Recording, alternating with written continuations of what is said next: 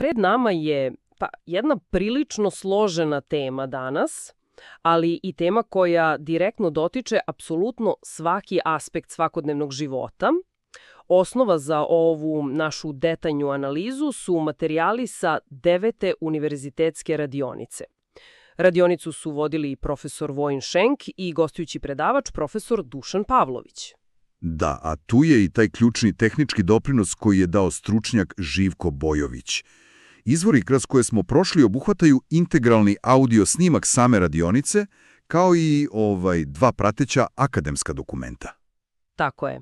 I naš zadatak je da raslojimo i pokušamo da razumemo jedan koncept koji ovi autori nazivaju duboka transparentnost. Znači, cilj je da shvatimo zašto su današnji budžeti zapravo crne kutije, kako funkcioniše ta nova tehnološka arhitektura i na kraju sa kakvim se društvenim preprekama ona suočava. Mislim da je jako važno na samom početku postaviti taj pravi analitički okvir. Znaš, ovo nipošta nije samo razgovor o nekakvim bazama podataka, serverima ili softveru. Da, tehnologija je tu samo alat. Upravo tako.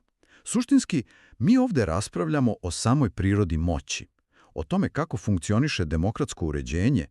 Kroz način na koji se kreira i troši budžet, mi zapravo vidimo stvarni odnos između onih koji upravljaju državom i građana koji tu državu finansiraju.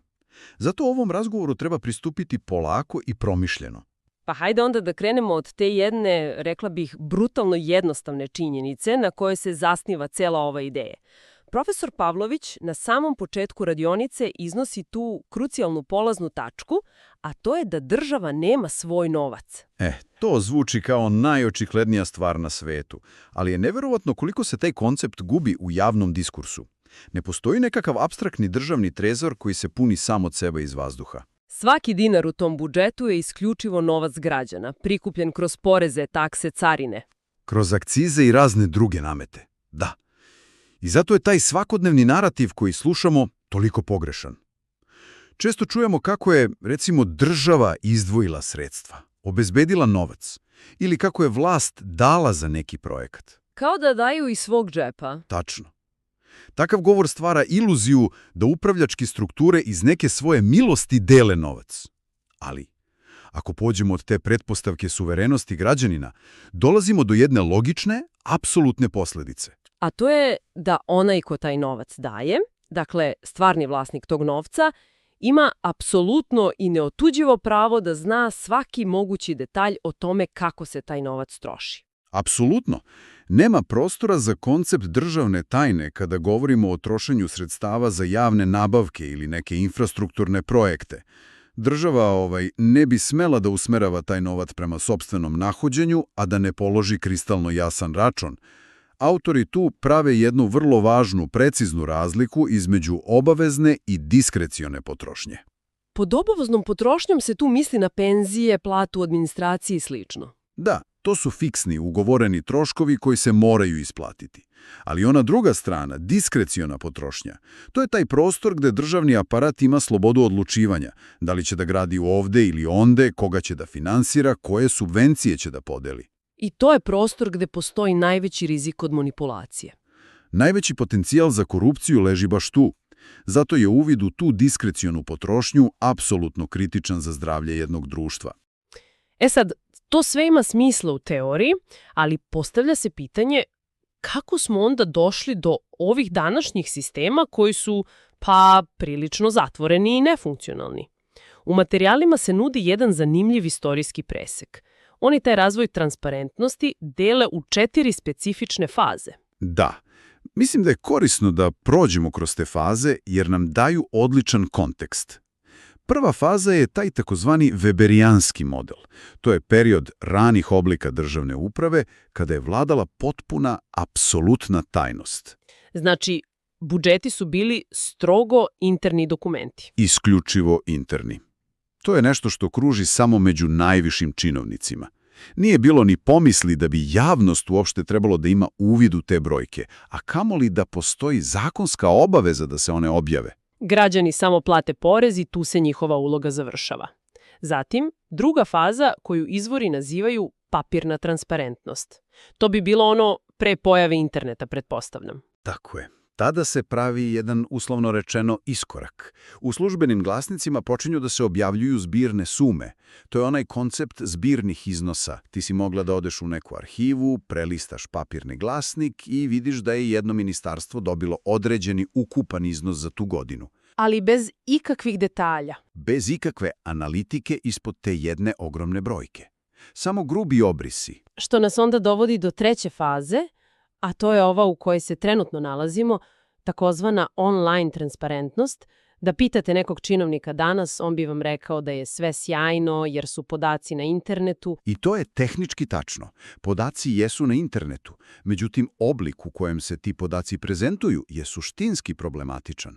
Obično govorimo o nepreglednim PDF dokumentima ili ogromnim tabelama punim raznih ekonomskih klasifikacija. To vizualno deluje kao da postoji transparentnost. Deluje impresivno, da, ali u stvarnosti ti dokumenti namerno ne pružaju jasnu sliku o pravim tokovima novca. Oni su dizajnirani da zadovolje formu, a ne da informišu onoga ko ih čita. I tu zapravo uvodimo taj predlog četvrte faze. Srž ove analize sa radionice, koncept duboke transparentnosti. Znači, ideja je da umjesto šume podataka koja nas bunjuje, imamo sistem gde je svaki korak apsolutno vidljiv, od predloga budžeta, preko usvajanja, pa sve do konkretnog ugovora i krajnjeg primaoca novca. To je tektonska promjena. Duboka transparentnost nije samo skeniranje više papira i kačenje na portal. To zahteva potpuno novo restrukturiranje načina na koji se podaci čuvaju. Cilj je da svako može jednim pogledom da identifikuje tog krajnjeg korisnika budžetskog novca u realnom vremenu. Da bismo ovo najbolje ilustrovali, mislim da je važno da se osvrnemo na onaj trenutak sa radionice kada profesor Pavlović uživo demonstrira ovaj problem. On je tu uradio na konkretnom primjeru predloga budžeta grada Novog Sada za 2025. godinu. Taj primjer je odličan jer savršeno ogoljava tu iluziju u kojoj trenutno živimo. Tačno.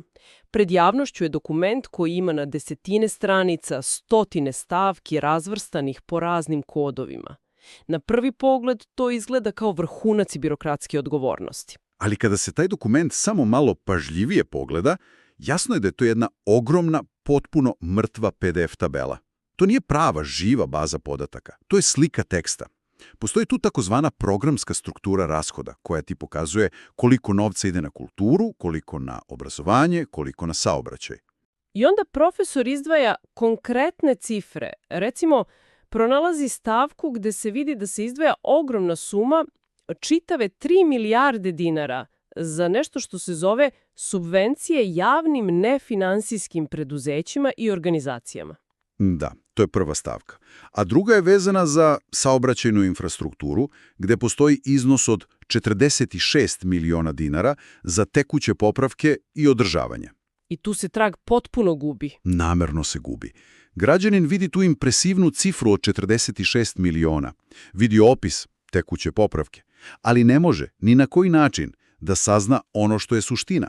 Koja konkretno firma je dobila taj posao? Koje ulice su tačno popravljene? Koliko je plaćen materijal, a koliko ruke? Ništa od toga ne postoji u tom izveštaju.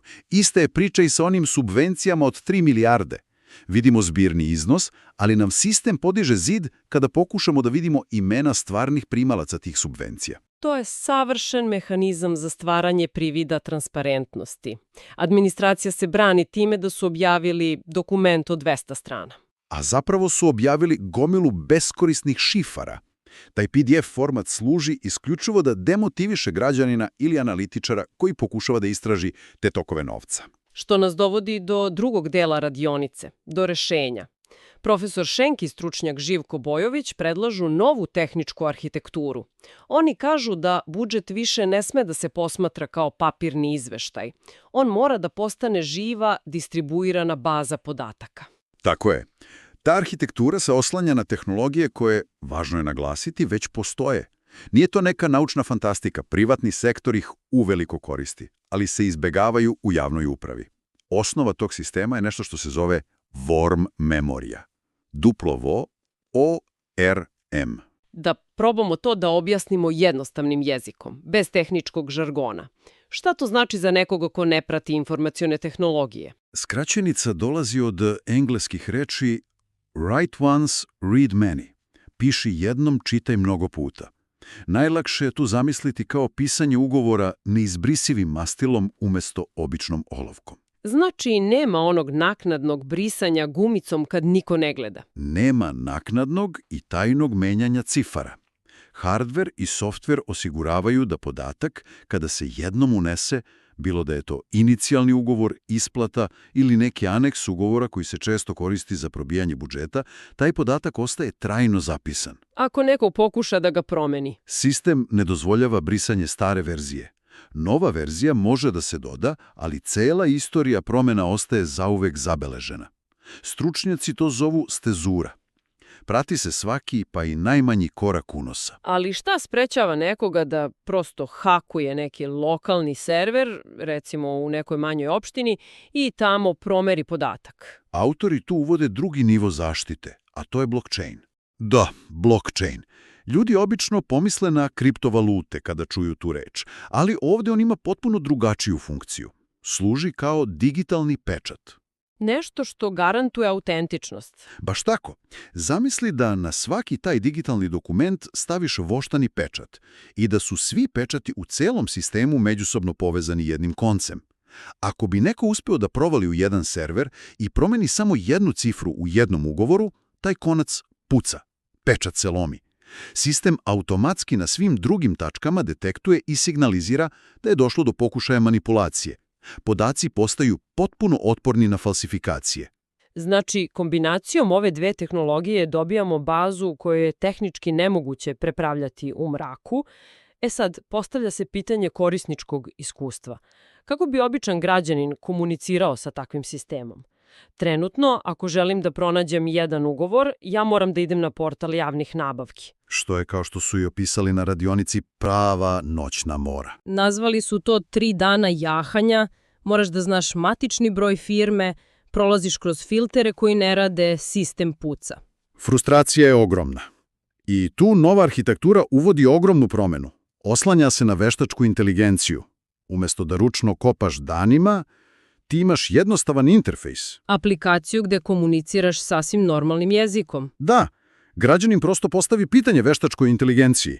Recimo, koliko je novca ta i ta firma dobila od svih državnih ministarstava zajedno u ovoj godini? I šta se onda dešava u pozadini? Alat kreće u pretragu.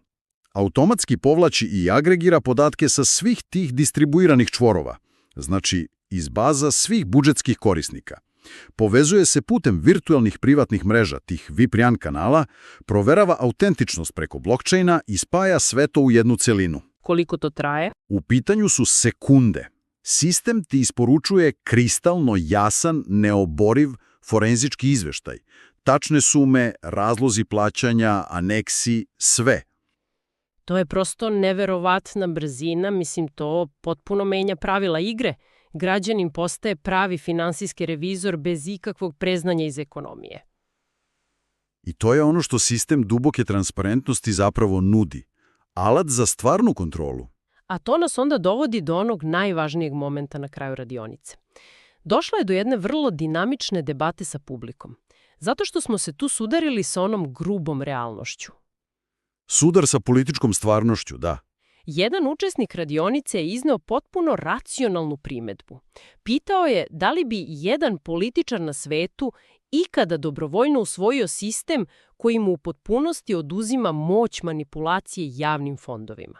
Taj učesnik je ovaj predlog nazvao lepim snovima. I to je sasvim razumljiva skepsa.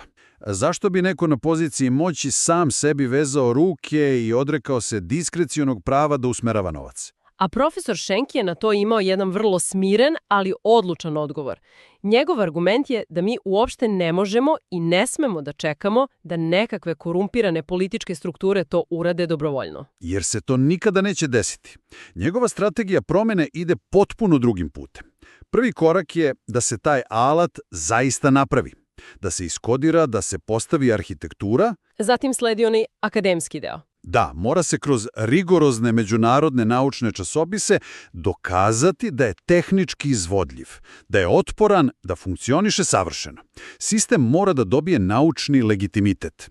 Kada to imaš crno na belo, onda više niko sa vlasti ne može da kaže da je to tehnički neizvodljiva utopija. I šta se dešava onda, kada je sistem gotov i dokazan? Onda stupaju građani na scenu.